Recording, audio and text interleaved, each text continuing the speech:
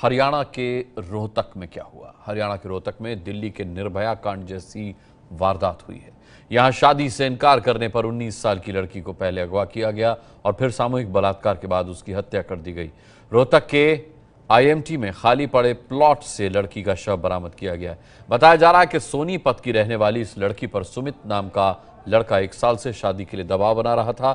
1 हफ्ते पहले सुमित अपने साथियों के साथ लड़की के घर पहुंचा था, जहां उसकी कहासुनी हुई और युवती ने आरोपी को थप्पड़ जड़ दिया। सुमित ने 1 हफ्ते के अंदर बदला लेने की बात कही और 9 मई को लड़की को अगवा करके गैंगरेप किया और उसके बाद उसकी हत्या कर दी। वारदात के वक्त आरोपियों ने दरिंदगी की हद पार कर दी। युवती के निजी अंगों पर नुकीले हथियार से वार किए गए, उसे गाड़ी से कुचला गया और जबरन नशीली चीज भी पिलाई गई। पुलिस ने इस मामले में 2 आरोपियों को गिरफ्तार कर लिया है।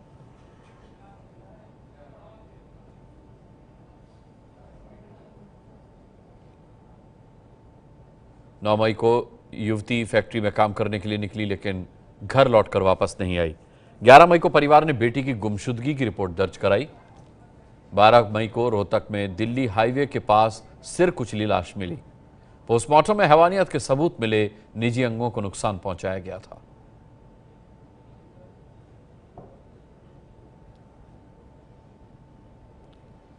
ईंट और गाड़ी से कुचला गया युवती को। आरोपियों ने इस तरीके से उसकी हत्या की। पोस्टमार्टम में युवती की दोनों आंखें भी गायब मिली। इस बात के भी प्रमाण मिले हैं कि उसे नशीली चीज भी पिलाई गई।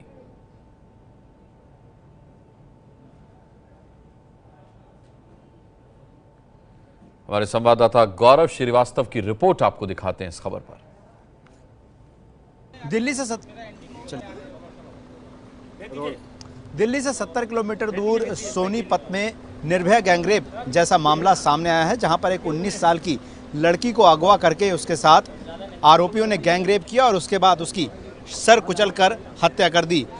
मामला 9 मई का है, जब 19 साल की एक लड़की को, जो कि एक फैक्ट्री में नौकरी करने निकली थी, उसको उसके ऑफिस के बाहर से किडनैप करके 2 आरोपी इस सेंट्रो कार में ले गए, जो कि इस वक्त सोनीपत के थाना शहर में खड़ी हुई है। और इसी गाड़ी में उन्होंने लड़की का गैंगरेप किया और उसके बाद रोहतक के एक रेजिडेंशियल सोसाइटी के पास, जहां पर जो वीराना पड़ा हुआ था, वहां पर ले जाकर उसकी ईंटों और पत्थर से सर कुचलकर हत्या कर दी।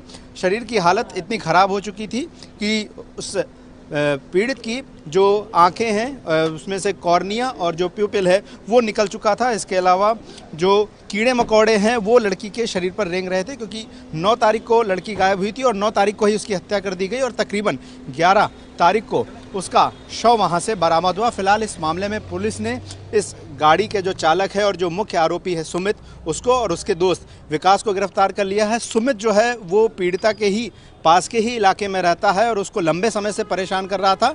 पीड़िता के माँ बाप ने यह भी बताया कि जो आरोपी है वो लगातार पीड़िता पर शादी करने का दबाव बना रहा था और एक दिन लड़की के प्रतिवाद करने पर उसने लड़की को देख लेने की बात कही थी। लेकिन अभी पुलिस इस मामले में जांच कर रही है और कहना है कि जैसे जैसे जांच आगे बढ़ेगी, इसमें शायद कुछ और लोगों का इन्वॉल्वमेंट सामने आ सकता है। लेकिन फिलहाल जो दोनों आरोपी हैं वो पुलिस की गिरफ्त में हैं और उनसे पूछताछ करके और ज़्यादा डिटेल्स खंगाली जा रही हैं। कंसर्न प्रवीण दीक्षित के साथ गौरव श्रीवास्तव, एबीपी न्यूज, सोनीपत। तो आपने गौरव की रिपोर्ट देखी। पुलिस का इस सिलसिले में क्या कहना है? पुलिस अब तक अपनी तफ्तीश में कहां तक पहुंची है? खुद पुलिस से सुनिए। एक्यूज्ड को हमने अरेस्ट किया है और अभी तक की इन्वेस्टिगेशन में उन दोनों की इन्वॉल्वमेंट जो आई है, और इसके बाद कल शाम को फैमिली ने कुछ नाम और बताए हैं कि इनकी भी इन्वॉल्वमेंट हो सकती है। उसके बारे में इन्वेस्टिगेशन कर रहे हैं and within next few hours we will be able to take a call on that. तो दिल्ली के निर्भया कांड जैसा कांड रोहतक में हुआ, जिसकी खबर हम आपको इस वक्त दिखा रहे हैं। 2 आरोपियों को इस सिलसिले में पुलिस ने गिरफ्तार किया है। परिवार में मातम है। 3 तस्वीरें आपके सामने। ये गैंगरेप के आरोपी हैं जिनको आप देख रहे हैं। शादी से इनकार करने पर देख लेने की बात कही गई और उसके बाद लड़की को अगवा करके उसके साथ गैंगरेप किया गया। इसी गाड़ी में गैंगरेप हुआ। जो तीसरे तस्वीर में आप गाड़ी देख रहे हैं, इसी गाड़ी में इस वारदात को अंजाम दिया गया। न केवल गैंगरेप किया गया, बल्कि निर्ममता से लड़की की हत्या की गई। 19 साल की युवती से गैंगरेप के बाद उसकी हत्या कर दी गई। ये 2 आरोपी जो इस वक्त आप देख रहे हैं टीवी स्क्रीन पर, इन्हें पुलिस ने गिरफ्तार किया है।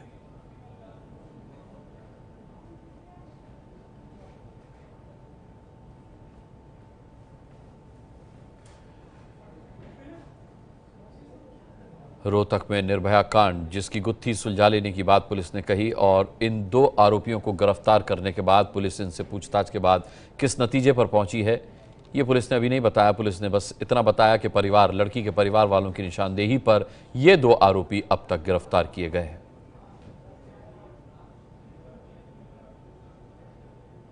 नो का मतलब क्यों नहीं का मतलब समझ क्यों नहीं आता है इन आदमियों को। अगर उसने नहीं कहा था तो उसमें इतनी बड़ी बात क्या थी कि और उसके बाद वो लोग ब्रैग कर रहे हैं इस चीज को कि जैसे बहुत बड़ा अचीवमेंट हो।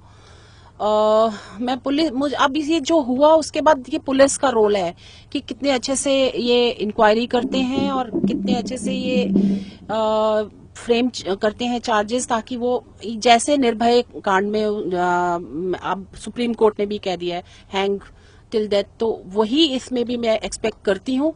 क्योंकि सेम टाइप ऑफ टॉर्चर और मतलब टॉर्चर और उसके बाद मारना और मारने के बाद म्यूटिलेट करना बॉडी को इनह्यूमन है, टोटली इनह्यूमन।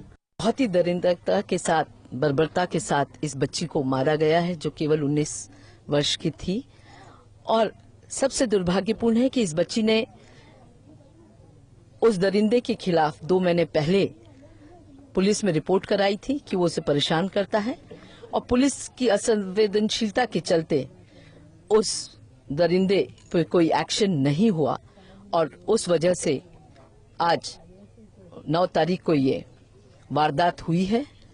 अगर पुलिस सजग होती, सरकार सजग होती हरियाणा में, तो कई rape cases, gang rape cases बचाए जा सकते हैं, हमारी बेटियों को सुरक्षा मिल सकती है। पर असंवेदनशीलता के चलते यहाँ गुंडाराज है, कानून का कोई डर नहीं है। जिस बर्बरता के साथ इस बेटी को गैंग रेप करके मारा गया, रोंगटे खड़े हो जाते हैं। और ये अपने आप में हरियाणा के कानून का खुलासा करते हैं कि किस तरह से यहाँ गुंडाराज है, लोगों में कानून का कोई डर नहीं बचा है।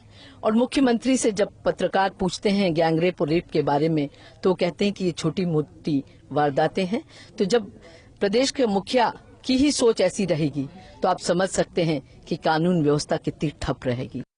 जब तक हम इसमें जल्दी और सख्त से सख्त सजा का प्रावधान नहीं करेंगे और जो भी है उसके तहत भी नहीं हो रहा है।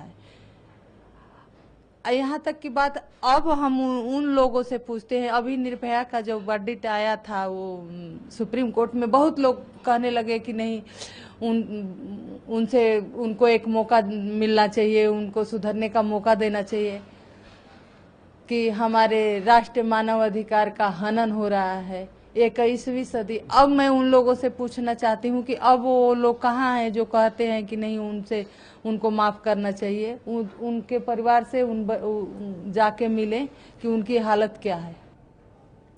9 तारीख को ये लड़की गायब हुई, 11 तारीख को इसका शव बरामद किया गया। बहुत बुरी हालत में इस लड़की का शव पुलिस ने बरामद किया।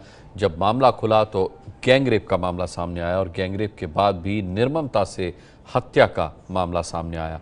आपने सुना इस पर किस तरीके की प्रतिक्रियाएं मिल रही हैं। पुलिस ने इस पूरे मामले में 2 लोगों को गिरफ्तार किया है। ये तस्वीर आप देख रहे हैं, बीच की तस्वीर में आप उन दोनों आरोपियों को देख सकते हैं। गैंग रेप के ये आरोपी हैं। परिवार में जाहिर सी बात है अब मातम पसरा हुआ है। ये 2 आरोपी आप देखिए, रोहतक में निर्भया कांड को अंजाम देने वाले ये 2 आरोपी। लड़की ने शादी से इनकार किया था और उसके इनकार को ये बर्दाश्त नहीं कर पाए, बदला लेने की बात कहकर गए और उसके बाद इन्होंने गैंग रेप के रूप में उसके इनकार का बदला उससे लिया। न केवल गैंग रेप किया बल्कि उसके बाद निर्ममता से उसकी हत्या भी कर दी। ये है एबीपी न्यूज़, आपको रखे आगे।